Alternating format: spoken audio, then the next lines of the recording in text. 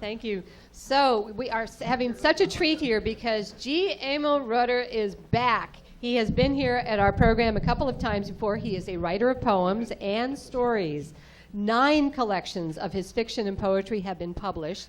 And if I'm not mistaken, Emil, you have some ones out on the table there? No, yes, no, all right, well, then I guess I was mistaken there, so sorry about that. But anyhow, he can be found at gereutter.wordpress.com, so he definitely has some place online, and he's going to be giving us a real treat this evening. So go ahead, Tommy, there. Ladies and gentlemen, we are extremely pleased to welcome back to Cafe Improv, Emil Reutter. Well, it's nice to be back at Cafe Improv, and I'm just very pleased that this time I'm not following Smith & Smith. And also, today is Saturday, and I'm very pleased about that because I still have my health insurance today. Held in the leafless hands of a tree. Just under the moon where the sewer outlet meets the creek, a splintered oak lays across the gully, a knotted rope held in hands of leafless limbs. Creek bed is full, rumbling like a witch's cauldron. A lone raccoon slides along the muddy hill. Deer huddle between trees as the sky sparks and rumbles. Crawfish cling to undersides of rocks. Not far away, along the mighty river, a large trash heap sits, dominates the landscape as a mountain where once sparks and arcs, coke ovens, rolling mills, blast furnaces, and open hearts rumbled, where truckers, trains, ships, barges traveled, just downstream were the soap factory, tea factory, and the sweet, sickening smell of the chemical plant. All gone. And so now the air is good and river water cleaner. And so there were thousands of jobs and union halls, but the bars are all that remain under different names. Even the churches are closing. And now a trash mountain sits by the river. And then there's that knotted rope in the gully mangled in the hands of the dead black oak. The last kid swam across decades ago. And like the jobs, they never came back. No one cleared the tree. No one hung a new rope. Forgotten, it simply rots into the murky mud of its grave.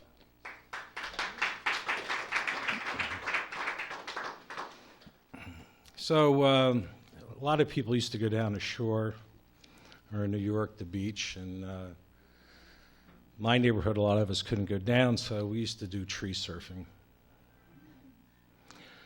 You climbed to the top of the white pine in the neighbor's yard, raised your arms as if you were Icarus without wax on your wings. Atop the tree, you spread out your arms and jumped. Limbs bending, needles flying, cones scattering along the ground, and down you came from 70 feet above as a surfer on a wave gone bad, sliding, bumping, never holding on.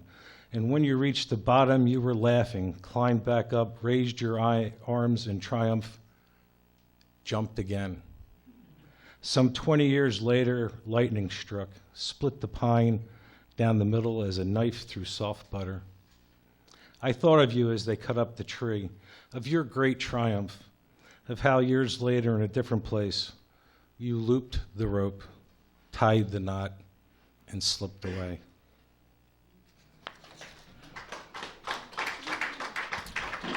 So my mom was from Lower Manhattan in the Bronx, and she raised 5 kids, and we were all told to keep our elbows down and hold the knives and forks the right way. And it was kind of cool, but that all went away at certain times. This is called oranges. My mother peeled oranges with her teeth, not for anyone, just herself. I remember as a young child and a grown man watching her with delight in her eyes as she tore away the skin, piece by piece. Now, you may not think much of this, but I know this woman cut oranges with a knife for other people and made us eat at the dinner table elbows down when cutting food. And she of etiquette forgot it all when she tore into the skin of an orange with her teeth like a lioness tears at a caribou, that same look in her eye.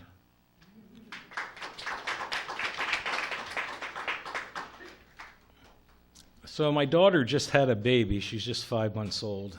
And this is a poem called Memories. I dragged the wooden toy box out of the shed, placed the bins of memories back in with the stuffed creatures from the toy box on top.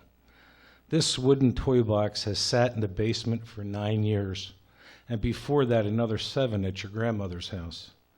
I wiped 9 years of dust from the box, load it into my car, and make my way to your home. And today you have this toy box of your childhood to pass on to Isabella. I remind you of the other memories you can go through when you desire. I have them because I cannot dispose of them. I carried them from place to place, taking care of them, awaiting your decision of what to keep and what to dispose of. These memories of your childhood that I hold dear.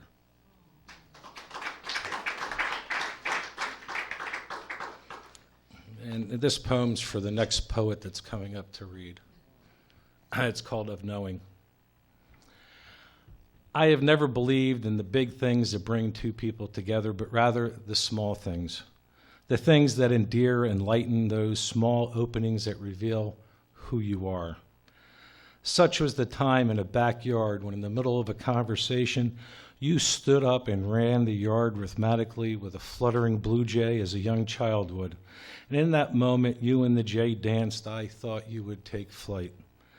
On a dreary weekday evening in the midst of thunderclaps and drenching rain and the darkness of it all, I hear your voice rise up a cappella in the kitchen. The home is suddenly bright. I am buoyant, watch as the dog dances about the room. And there are times we sit by the water along the Delaware, the Atlantic, or a simple lake. There is a tenderness about you as we relax in the sun, take in the sights, a tranquility that transcends all that is around us. And then there are the poems you share with me, not words, but words painted, of images, of reflections, of both the light and the dark of life, tolerant, perceptive words of compassion, of not just the ability to feel, but of the knowing.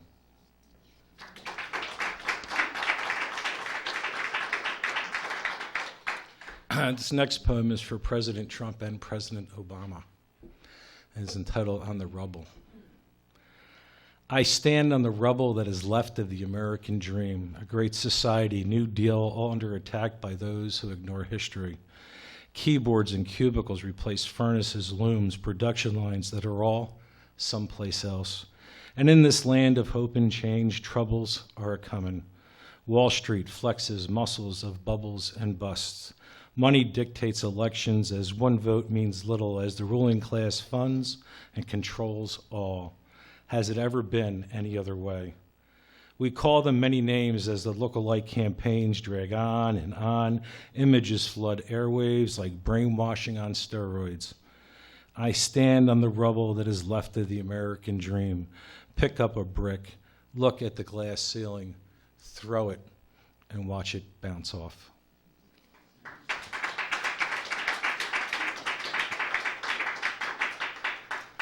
And I'll be finishing with this poem, and it's called I Am Born of Nobility.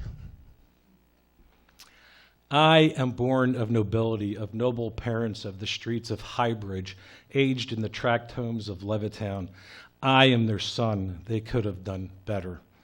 I am of the nobility of kitchens and car washes, of factories and mills, of railroads.